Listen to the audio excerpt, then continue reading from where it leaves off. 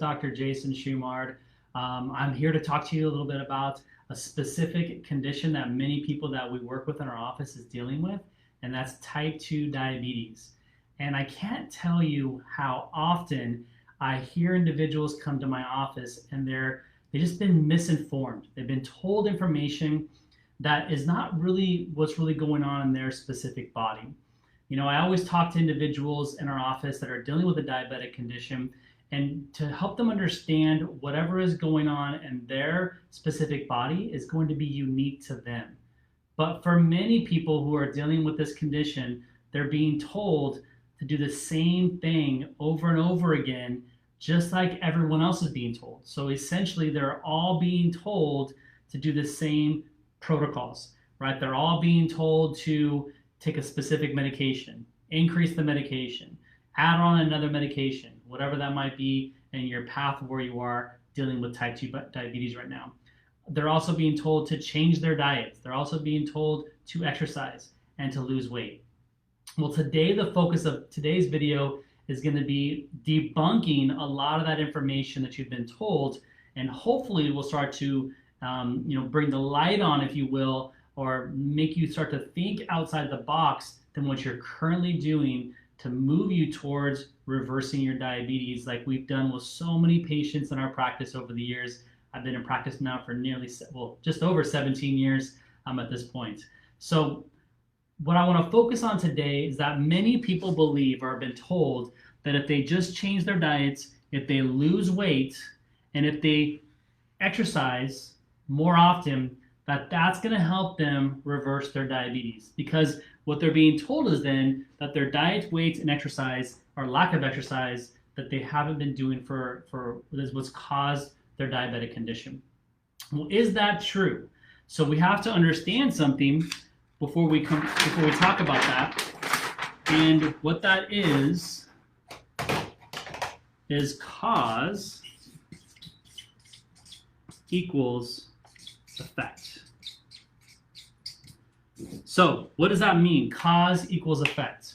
So that means that if you go home, you've been diagnosed with diabetes, you go home and you start implementing a new diet. You're cutting sugars down, cutting carbohydrates down. You're eating more appropriate. You're eating more vegetables, eating more protein, eating more good fats, doing the right things. You start losing weight. So let's say you lose 10 pounds, 15 pounds, 20 pounds, and you're doing that because you're exercising. If your cause was due to your diet, weight, and exercise, that means if you do all this stuff, your diabetes goes away. Now, what does that mean your diabetes goes away? That means you have normal blood sugars, you have a normal hemoglobin A1C, and you're off medications.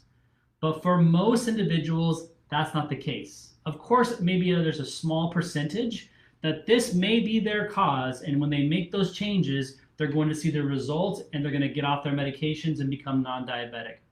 But for most individuals that I work with, they've already done this and they're still experiencing the problem, still full-blown have diabetes, and many of them are even already taking insulin.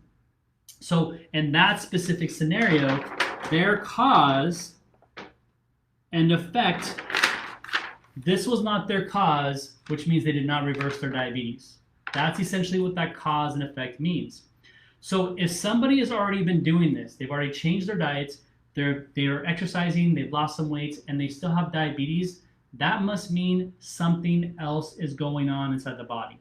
Now, let me take a step back here, because I know some of you are probably saying, this is crazy. I know that diet, lack of exercise, and weight can cause diabetes. Well, that may or may not be true in your specific case. Now, I will go to battle and fight tooth and nail to say that can these things, diet, weight, and exercise, contribute to diabetes? Absolutely. Now, let me give you an example. Because reality is all these things, what they boil down to is poor lifestyle. That's what it boils down to. If you have a poor lifestyle and you've been living a poor lifestyle for many, many, many years, well, that poor lifestyle is going to start to break things down inside your body, starts to create issues inside your body, and the physiology is not going to work appropriately. Just like if you had a car that wasn't working properly, Something broke down in the engine, you got to take it to your mechanic to figure out what it is. So now if whatever is broken down in my body due to this poor lifestyle, just because I change my lifestyle doesn't mean that's going to be fixed. And let me give you an analogy that I often give in the practice. Let's say you're driving your car down a dirt road. Every single day you have to drive down this dirt road. Now on the dirt road, there's rocks, there's bumps in the road, unevenness. It's basically your car is doing this. Over time, driving to and from work on that dirt road, over time the alignment on the car is going to go bad. Now, if we take the same car that has the bad alignments and now we pave that road, if you pave that road and you start driving your car down that road, is that paved road going to fix the alignment? Of course it's not. The alignment's still going to be an issue until you take it to someone who can mechanically adjust the alignment and get it back into a suitable functioning car. So it's no different with your diets, right? If you have a poor diet, you have some additional weight and you're not exercising.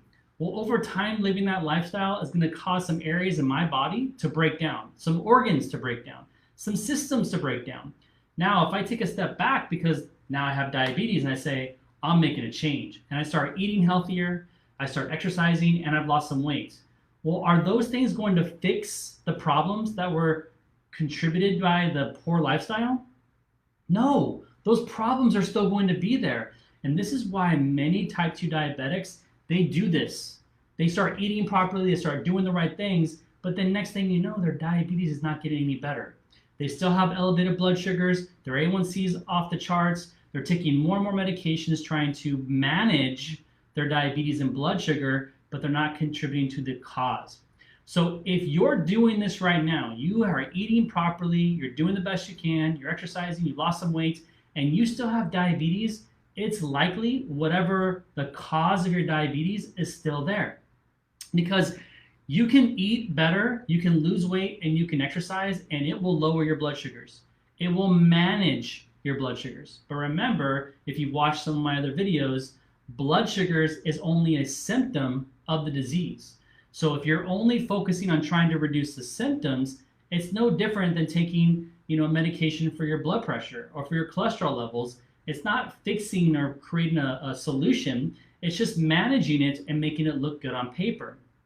But if you truly want to find the cause, you have to investigate. You have to do comprehensive analysis.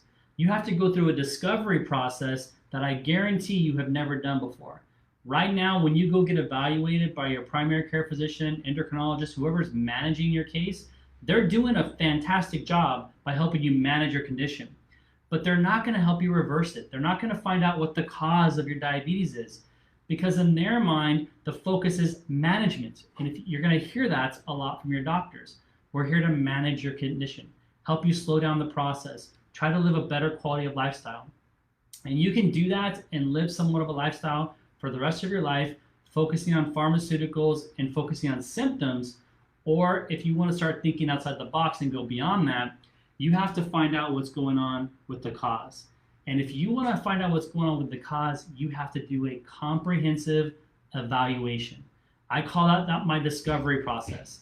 In the discovery process, we oftentimes not only unravel what is causing your diabetes and potentially other symptoms you're experiencing, but many times we're going to find what I refer to as blind spots. These are areas that are going on inside your body that you're not even aware of.